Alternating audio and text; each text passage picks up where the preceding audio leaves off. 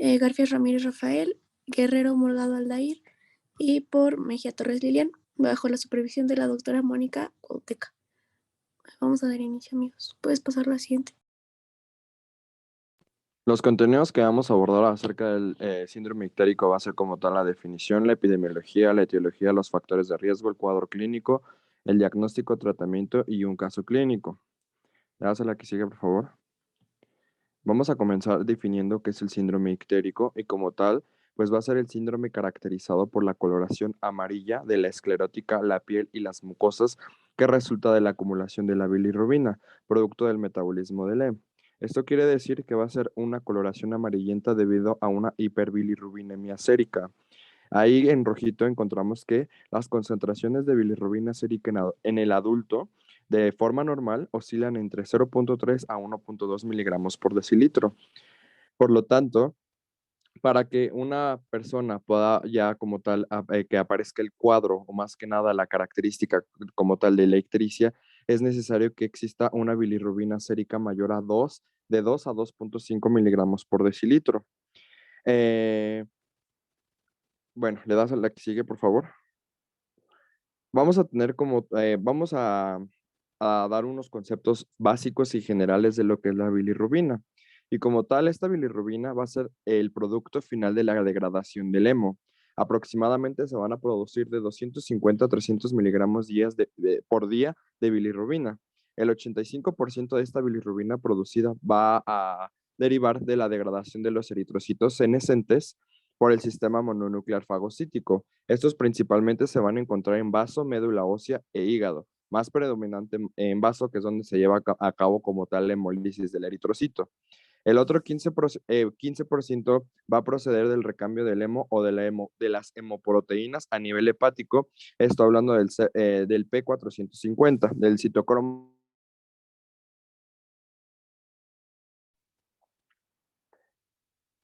Para comprender este síndrome ictérico, vamos a dar otras dos definiciones, que lo que es la hiperbilirrubinemia directa y lo que es la hiperbilirrubinemia indirecta. También existe una hiperbilirrubinemia mixta. Esa más que nada la vamos a encontrar en la colestasis. En el caso, o cómo podemos definir a la hiperbilirrubinemia directa, es aquella bilirrubina unida con el ácido glucurónico, que ahorita más que nada cuando les explico un poco más sobre el metabolismo de la bilirrubina, vamos a entender cómo se lleva a cabo esta unión con el ácido glucurónico y para qué sirve. Como tal, vamos a ver que la hiperbilirrubinemia directa se va a deber a una alteración en la secreción de la célula hepática, como es en los casos de insuficiencia hepática, como una hepatitis aguda o una hepatitis fulminante o en la cirrosis hepática. En este caso, en la hiperbilirrubinemia conjugada o directa, la bilirrubina va a ser hidrosoluble. En este caso no va a ser tóxica y se liga a la albúmina de forma laxa o de forma débil. Y dado a su solubilidad y asociación débil con la albúmina, el exceso de esta se puede excretar por orina, perdón, y esto puede llevarnos a lo que es la coluria, que es como una coloración como café de la orina, más que nada. Ahora, por otro lado, tenemos la hiperbilirrubinemia indirecta, que esta va a ser la bilirrubina que está unida a la albúmina. Este va a ser un trastorno en la conjugación o en la captación o bien en una producción excesiva de bilirrubina. El ejemplo más típico es la hemólisis eritrocitaria y la reabsorción de grandes hematomas. Aquí, en este caso, la bilirrubina no conjugada es prácticamente insoluble en agua a pH fisiológico y existe en forma de complejos estables con la albúmina sérica. Es decir, va a estar tan unida a la albúmina, que es una proteína sérica, y no va a dejar, al estar unida a esta albúmina, y como sabemos a nivel renal, pues la albúmina como tal no se puede eliminar por ser una molécula grande. Entonces, si está unida a la albúmina, pues obviamente esta no se va a poder excretar. Y como tal, aunque las concentraciones sean muy, muy grandes de bilirrubina, pues estas se van a permanecer en el cuerpo. ¿Le das a la que sigue, por favor? Bien, esta imagencita es sobre el metabolismo de la bilirrubina. Lo que ya les platicaba de cuánto se producía al día, cuáles son los niveles, de dónde provenía esto, que era del sistema mononuclear fagocítico, especialmente a nivel del vaso, ¿vale? Pero ¿qué le va a pasar o cómo se va a llevar a cabo este metabolismo de la bilirrubina? Primero, más que nada, Aquí como tal no se ve bien, pero se supone, bueno, no se supone, en las células del sistema mononuclear fagocítico hay dos enzimas claves que nos van a llevar a la conversión de una bilirrubina conjugada, de una bilirrubina, de la hemólisis del eritrocito del grupo hemo a una bilirrubina y así sucesivamente. A la imagen de atrás, ¿le puedes regresar dos? Bueno, está, por favor, otra. Ahí. Vamos a ver, bueno, aquí creo que esta imagen lo explica un poco mejor. Ahí vemos la célula mononuclear fagocítica, del lado derecho en morado. Ahí tiene como tal dos puntitos rojos, que uno es la hemoxigenasa. Esta hemoxigenasa intracelular va a convertir al grupo hemo en biliverdina, que se reduce de forma inmediata a bilirrubina gracias a la biliverdina reductasa. Es decir, en el sistema mononuclear fagocítico, ahí va a haber dos enzimas clave. Después, esta bilirrubina que se forma fuera del hígado es liberada y se debe de unir a la albúmina o se une a la albúmina. Esta unión a la albúmina va a ser necesaria para transportar la bilirrubina, dado que es prácticamente insoluble en soluciones acuosas con un pH fisiológico. Después, el procesamiento hepático de la bilirrubina implica una captación mediada por un transportador sinusoidal. Ahí están los sinusoides. Y bueno, esto se va a dar como tal ya una vez que se capta esta bilirrubina unida a la albúmina, va a hacerse una conjugación con una o dos moléculas de ácido glucurónico gracias a la bilirrubina uridina difosfato gluconiltransferasa.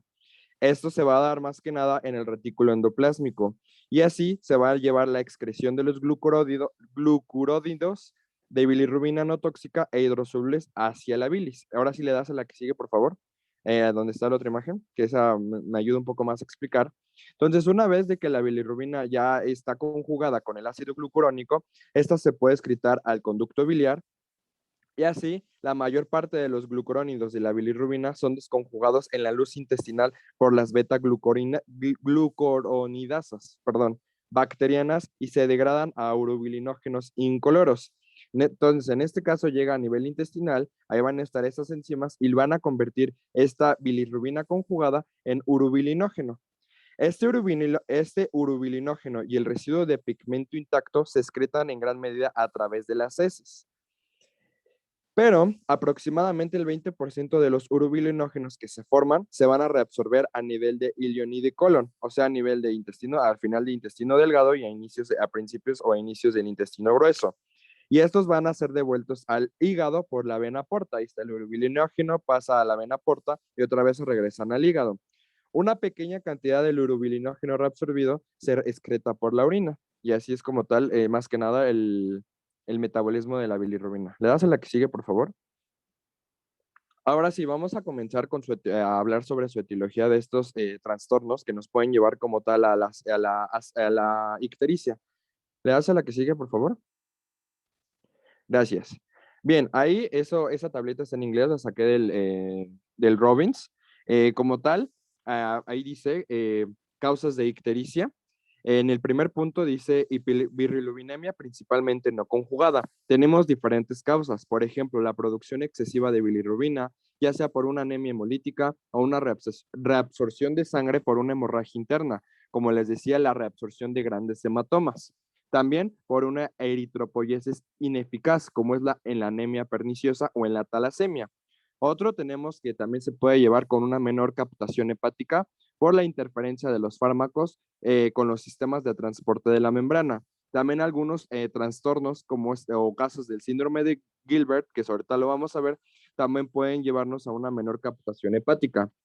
Después se puede también deber alteraciones en la conjugación de la bilirrubina, como es en una ictericia fisiológica del recién nacido, que es un tema que ya vimos, también por una ictericia por la leche materna o por la deficiencia genética de la actividad de la enzima que les comentaba que es clave para esto, para la conjugación, que es la bilirrubina uridindifosfato gluconil transferasa. ¿Vale? También, más que nada, aquí la etiología más representativa de los casos de la hiperbilirrubinemia, principalmente no conjugada, es el síndrome de Gilbert. Por último, tenemos la enfermedad hepatocelular difusa, como es una hepatitis vírica o inducida por algún tipo de fármaco.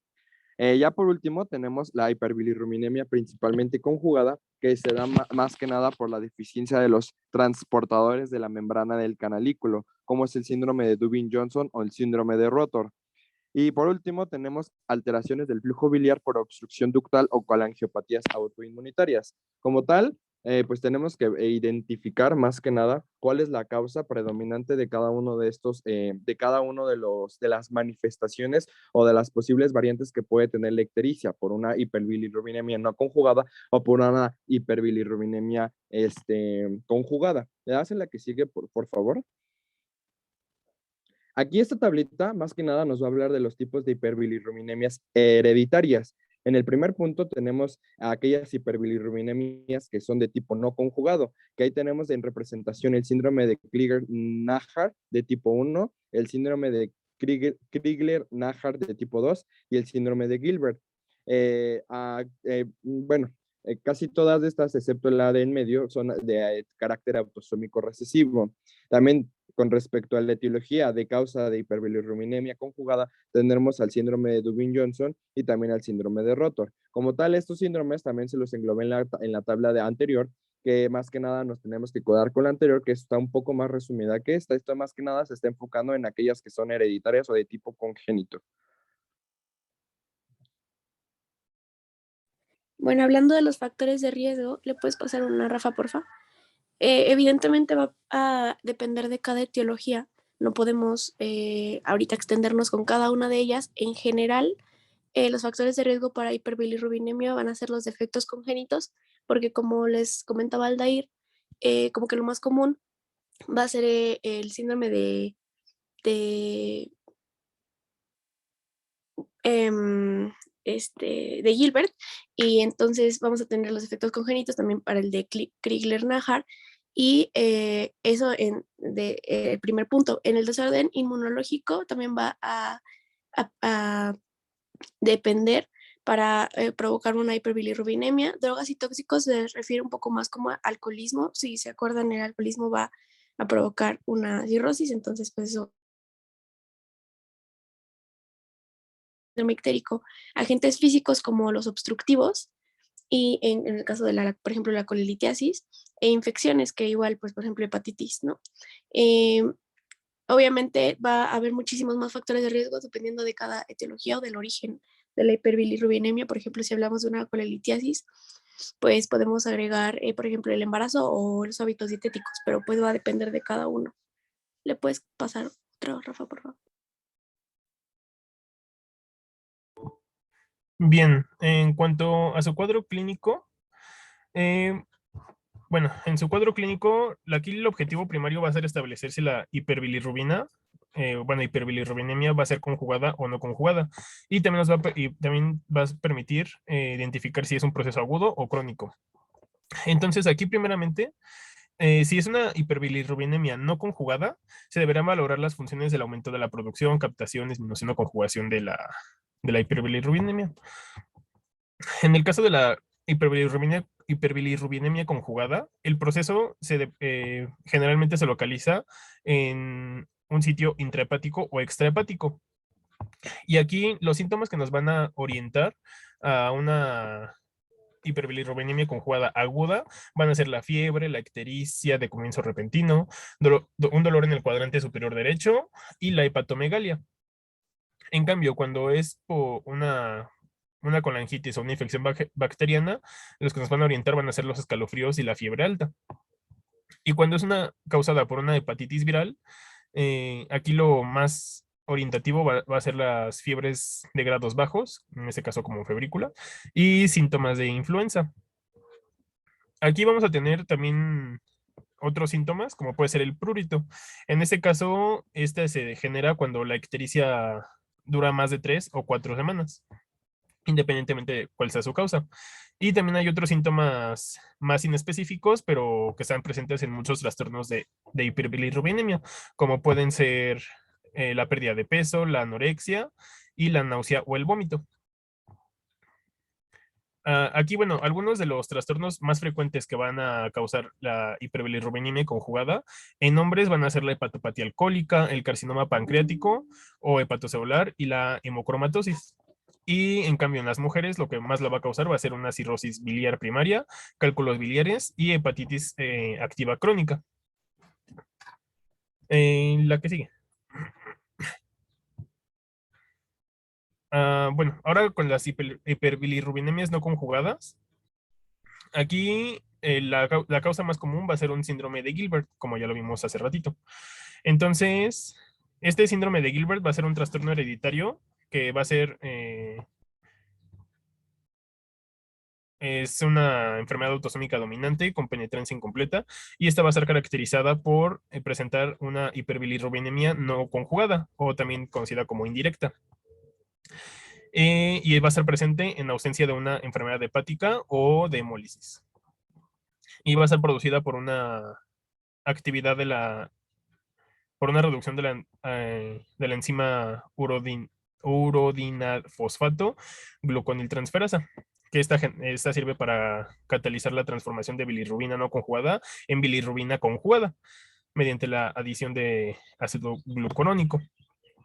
Esta suele diagnosticarse principalmente en adultos jóvenes con ictericia moderada a expensas de bilirrubina indirecta. Y esta puede ser desencadenada con el ayuno, la ingesta de alcohol, la fiebre y el estrés. La que sigue. Igualmente tenemos otros síntomas asociados.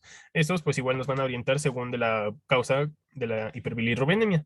En este caso, si es una causa infecciosa, los que nos van a orientar así van a ser fiebre, escalofrío, fatiga, náuseas, vómito, coluria y acolia.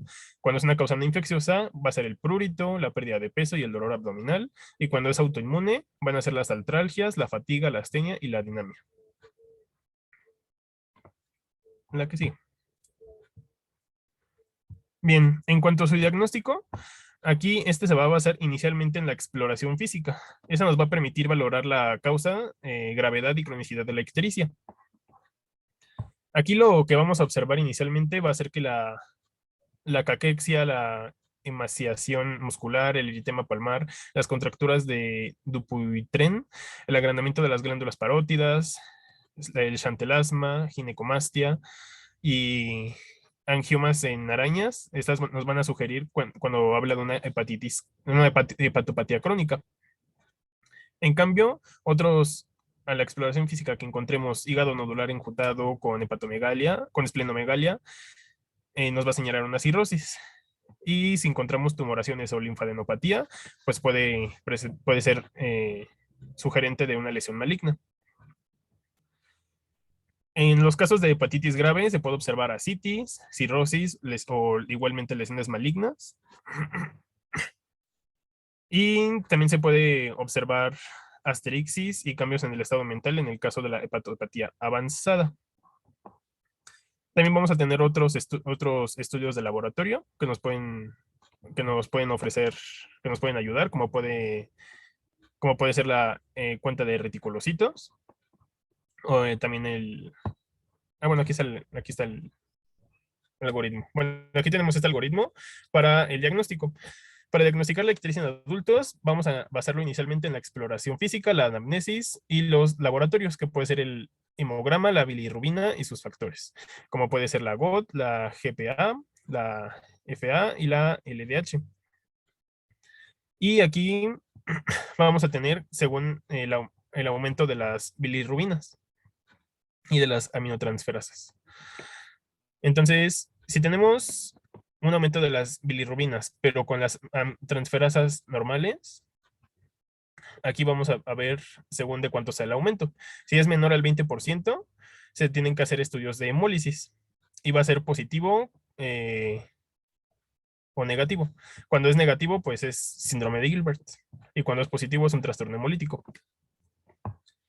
En cambio, cuando la elevación de las bilirrubinas es mayor al 70%, esto nos habla de una elevación urinaria de coproporfirinas. Y esto nos estaría hablando de un síndrome de Dubin-Johnson o un síndrome de Rotor. En cambio, cuando tenemos un aumento de bilirrubina y elevación de transaminasas, aquí vamos a tener según cuál sea el predominio. Si es un predominio de elevación de GOT o GPT, esto nos hablaría de un patrón de hepatólisis. Y si es un predominio de elevación de la FA, nos estaría hablando de un patrón de colestasis. Y según esto es lo que vamos a pedir. Serían los siguientes estudios que pediríamos. En el caso de que sea un predominio de elevación de FA, vamos a pedir una ultrasonografía abdominal. Y según lo que encontremos, pues también va a ser el diagnóstico que nos puede orientar. Si encontramos una dilatación de la vía biliar, que bueno, en este caso sería una colestasis extrahepática, nos estaría hablando de una coledocolitiasis, por ejemplo. O también se podría estar sospechando de lesiones de páncreas o hígado, que se deberían de confirmar con un ataque abdominal. Y bueno, en el caso de que se encuentre una vía biliar normal a la ecografía, nos estaría hablando de una colestasis intrahepática. Entonces aquí lo que se tendría que seguir puede ser, bueno, nos estaría hablando de drogas, serología o una hepatitis viral. Y bueno, en este caso de que pues, no se encuentre eso, pues se tendría que hacer otro estudio. Que bueno, aquí pues ya nos estaría orientando a otros diagnósticos como la colangitis biliar o incluso o en caso de que no se encuentre nada, pues sería una biopsia hepática. Y si se encuentra un predominio de elevación de GOT o de GPT, lo que se tendría que hacer serían serologías víricas para encontrar ya sea que sea causada por tóxicos, alcohol, paracetamol, hormonas tiroideas. Y en caso de que sea negativo, pues nos estaría hablando de alguna enfermedad autoinmune o de una ceruloplasmina. En caso de que sea negativo también, pues se tiene que enviar una ecografía abdominal y se tiene que valorar con una biopsia. Pues todo el diagnóstico pues, va a estar encaminado a diagnosticar ahora sí que todas las posibles causas, toda la etiología. Ya, la que sigue. Ok, y ya por último, para pasar antes al caso clínico, vamos a hablar acerca del tratamiento del síndrome ictérico. El síndrome ictérico, como no va a ser un diagnóstico como tal, pues no va a tener igual un tratamiento como tal. Recordemos que el síndrome ictérico simplemente va a ser la manifestación de una hiperbilirrubinemia, ya sea no conjugada o conjugada. Y vamos a tener que integrar un diagnóstico junto con, bueno, la ictericia como tal y junto con los signos, síntomas, antecedentes y hallazgos que nosotros encontremos tanto a la exploración física como a los laboratorios para que nos puedan encaminar a lo que sea el diagnóstico definitivo, la patología de base, y con base en la patología subyacente que tenga el paciente, ahí vamos a dar el tratamiento. Entonces, no va a ser como, por ejemplo, los neonatos, que como vimos en la parte de ictericia neonatal, que sí va a requerir un tratamiento como es la fototerapia, la exsanguinotransfusión.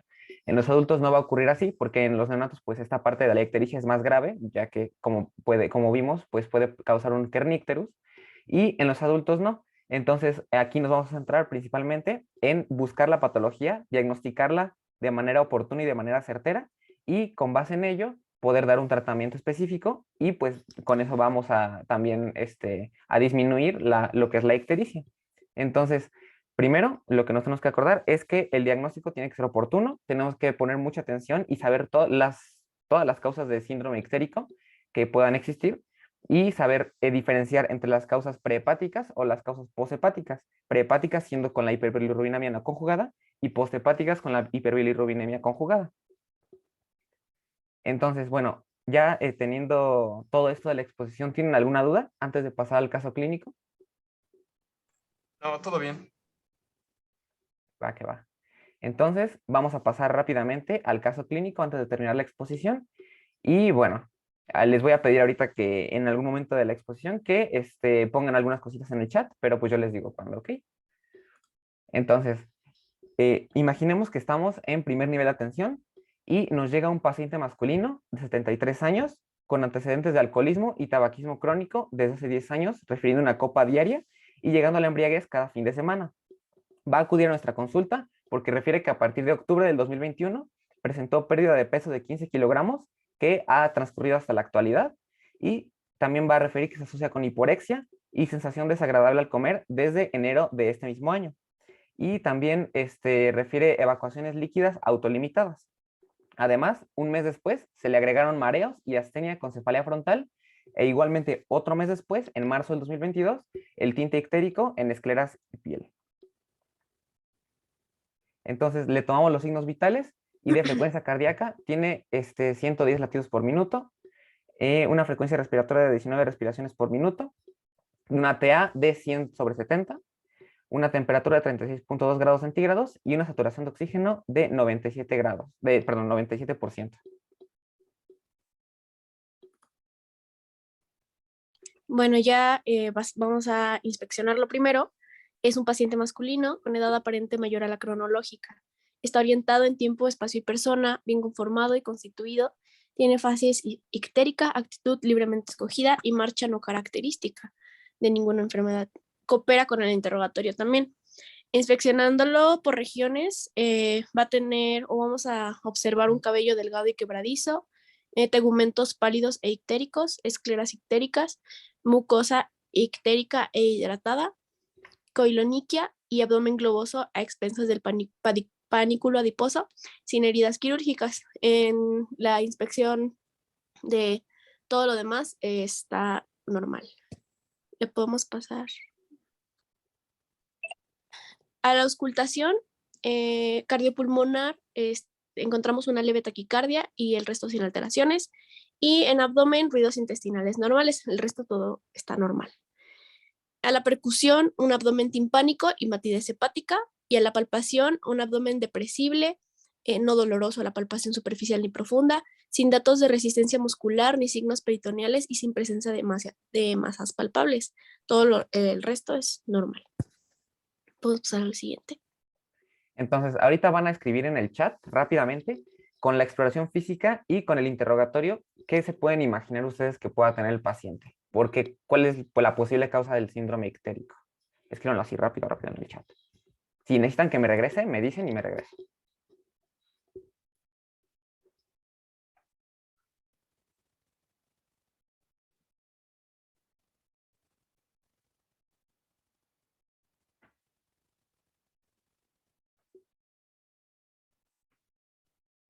Deben escribirlo todos, by the way. Todos los que están presentes va a hacer su toma de lista. Los demás, pues ya no importa. Pero los que estén presentes va a ser su participación.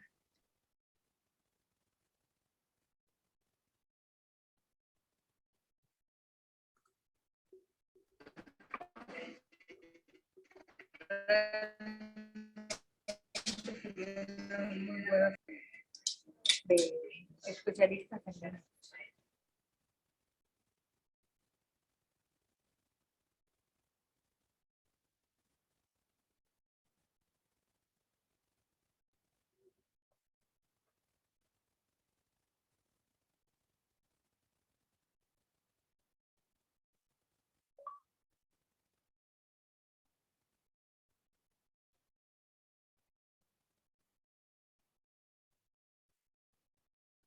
Ok, ahorita al parecer todos están yendo por una causa posthepática, o sea, un aumento de la bilirrubina conjugada por los antecedentes que tiene el paciente. Unos dicen que cáncer de hígado, esteatosis hepática alcohólica y la mayoría está diciendo cirrosis. Ok. Ahorita, después de ver todo esto que tiene, ¿qué es lo que le pedirían al paciente? Como primera instancia, ¿qué le pedirían al paciente? ¿Qué estudio? Refiriéndose a laboratorios y a estudios. Ok, Andrea. Pueden escribir entre los dos ahí.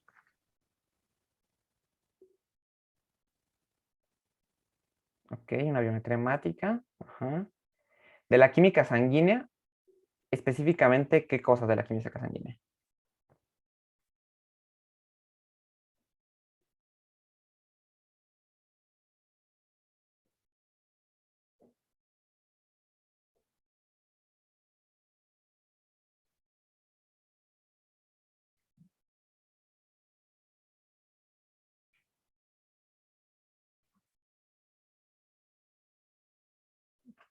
Yo creo que Ok. ya con eso que pusieron, Rosa, si quieres. Sí. Ok, muy bien. Entonces pidieron una biometría hemática, una química sanguínea y un perfil hepático. Ajá, para la cuantificación de bilirrubinas. Muy bien. Pues yo fui buena onda y les puse también un examen general de orina. Entonces, aquí están los resultados de los estudios que pidieron y vayan identificando como qué es lo que puede orientarlos a la etiología que tiene el paciente por la ictericia. Vayan viendo así cada una de las cosas vean si algo está normal y les voy a dar así como unos 2 minutitos para que lo vean completo y ahorita seguimos con lo siguiente, ¿ok?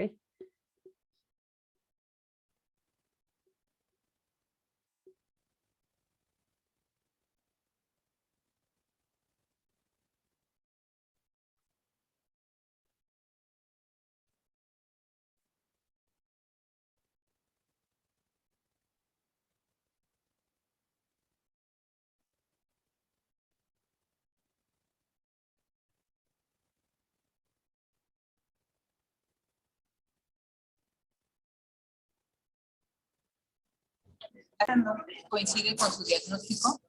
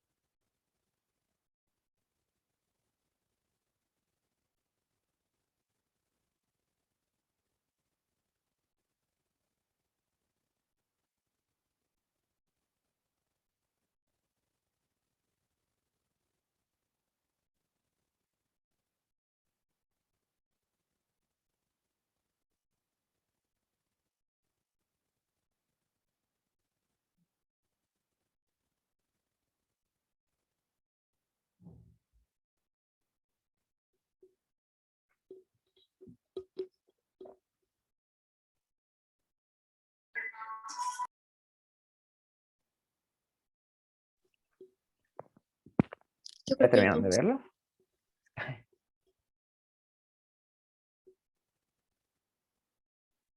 Ya, todos terminaron, todos terminaron.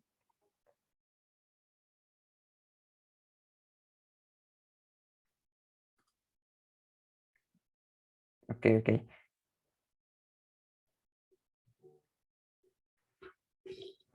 A ver, dice Everardo que tiene en la biometría hemática una hemoglobina baja, en la química sanguínea el perfil hepático, el ALT y el AST alterado, junto con la bilirrubina indirecta alterada. Ok. ¿Alguien más quiere decir algo más? También pueden prender su micrófono si no. Ajá, sí, no importa. El hematocrito y la hemoglobina baja. Tiene una anemia por la biometría hemática, hiperbilirrubina indirecta. Ajá. Anemia. Ok. Entonces, con estos resultados y con lo que ahorita están ustedes diagnosticando con los laboratorios, ¿le querrían pedir otra cosa al paciente? Si ustedes están viendo que tiene anemia, si tiene la bilirrubina indirecta elevada y la bilirrubina directa está normal, si en el examen general de orina no hay bilirrubina en la orina, por lo que nos dice que no es una hiperbilirrubinemia directa, porque ya sabemos que la indirecta no se elimina por orina. Yo creo que ya con eso puedes empezar a armar el diagnóstico. Ajá, ¿sí? ¿No quieren pedir otra cosa más? ¿Algo de laboratorio más? Es del laboratorio, no sé, pero Brian, el equipo A puso ultrasonido. Por si Ok. acaso. Ahorita en imagenología, pero antes algo de laboratorio no quieren pedir.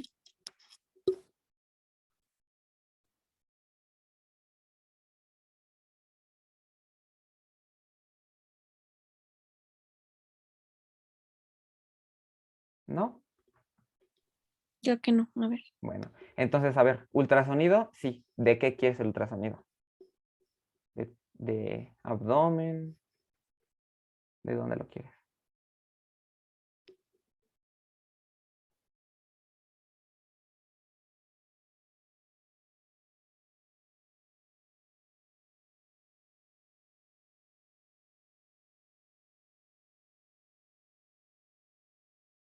El equipo A que pidió el ultrasonido, Ujú.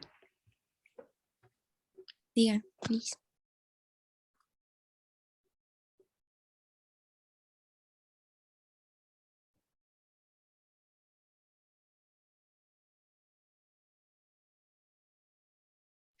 Bueno, ya pásalo De nosotros. abdomen, ajá, sí. Nosotros. Ok, Eso, muy gracias, bien. Jennifer. Eso. De hígado y vías biliares, excelente. Entonces, Aquí está su ultrasonido. Digan si notan algo raro, si está normal. Ahí aparentemente se ve normal, creo. Ok. ¿Alguien más tiene otra opinión? Si ven así algo raro.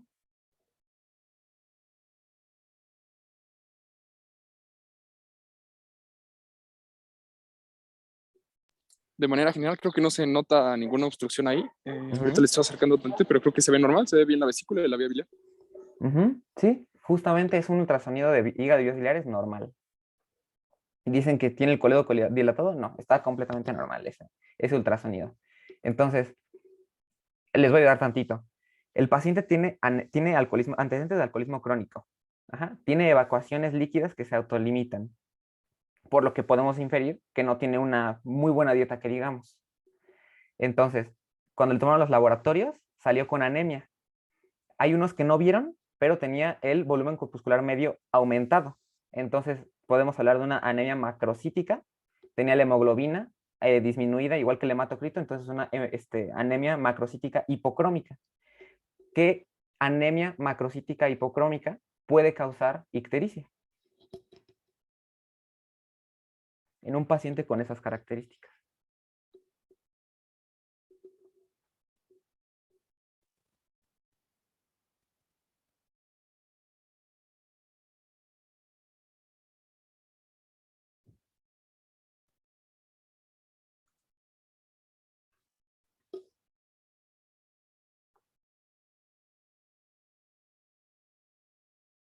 Pues, por ejemplo, básicamente la insuficiencia hepática, ¿no? En este caso yo pienso que sería cirrosis.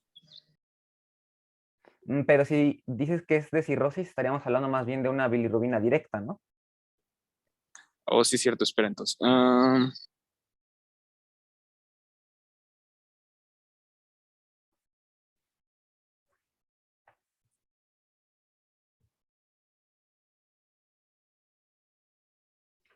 Hemolítica, ok, puede ser una hemolítica, pero no, bueno, no, más bien no puede ser una hemolítica porque no cumple las características para que sea una hemolítica. Por el volumen corpuscular medio, que es una anemia macrocítica, o sea, tiene los eritrocitos grandotes. Y es alcohólico crónico. Su dieta es deficiente.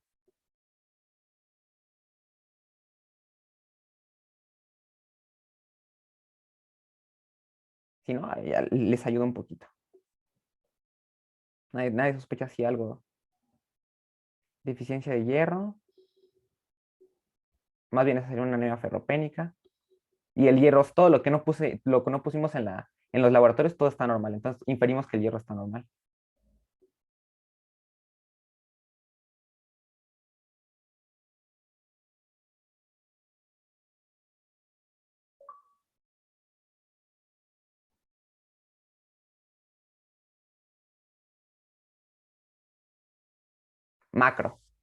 Macrocítica.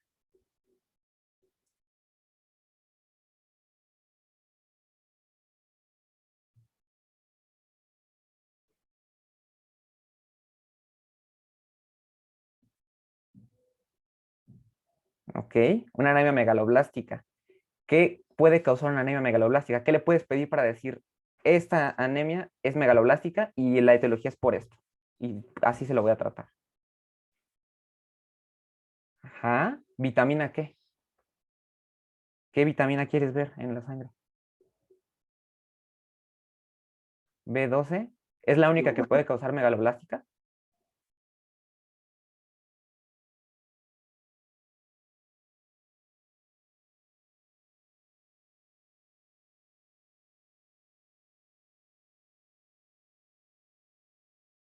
¿Qué otra vitamina quieren ver? Ácido fólico, exactamente. Muy bien. B9. Entonces, le pidieron en los laboratorios los folatos séricos y la vitamina B12 en sangre. Y estos son los resultados. Entonces, ya con estos resultados, con el ultrasonido, con los laboratorios básicos y con los folatos séricos y la vitamina B12, junto con la clínica, ¿cambió o no cambió su diagnóstico? ¿Y a qué diagnóstico serían? ¿Cuál sería su diagnóstico definitivo?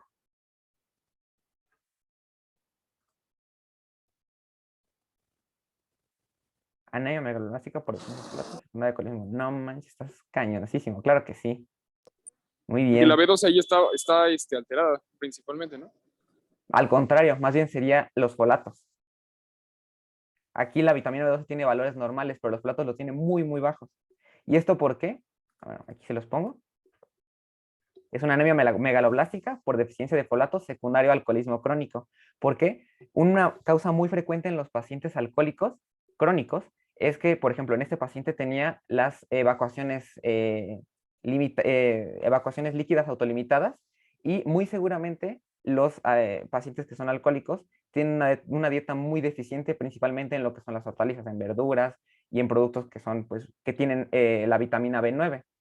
Usualmente no tienen problemas con la B12 porque se asocia mucho el alcohol pues, con la ingesta de carne, que es donde principalmente se encuentra la vitamina B12. Pero en cuanto a la vitamina B9, sí puede haber muchos problemas con los pacientes alcohólicos crónicos. Entonces aquí lo que quiero que se lleven del caso clínico es que no porque nosotros pensemos, por ejemplo, que un paciente alcohólico ictérico, bueno, con antecedentes de alcoholismo y que llegue ictérico a nuestro consultorio, sea siempre una hiperbilirrubinemia directa por una posible cirrosis.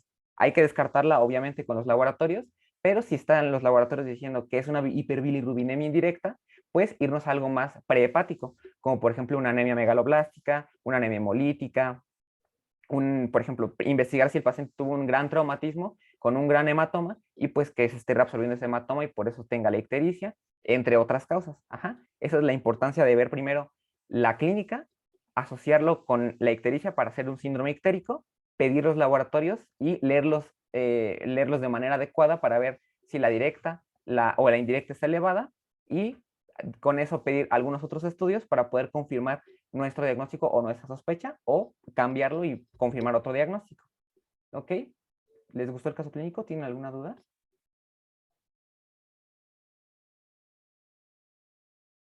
No, creo que no, amigo. Estuvo bastante bueno. No, no hay dudas. ¿Todo bien? Wow. Muy bien hecho, muy bien explicado. Entonces, pues eso sería todo de nuestra exposición, doctora. Muy bien, felicidades. Nos vemos en la siguiente. Por favor, mándenme su cita para calificarla. Buen día. Sí, a todos. doctor. Sí, doctora. Gracias. Muchas gracias. Hasta luego. Hasta luego. Amigos. Hasta luego.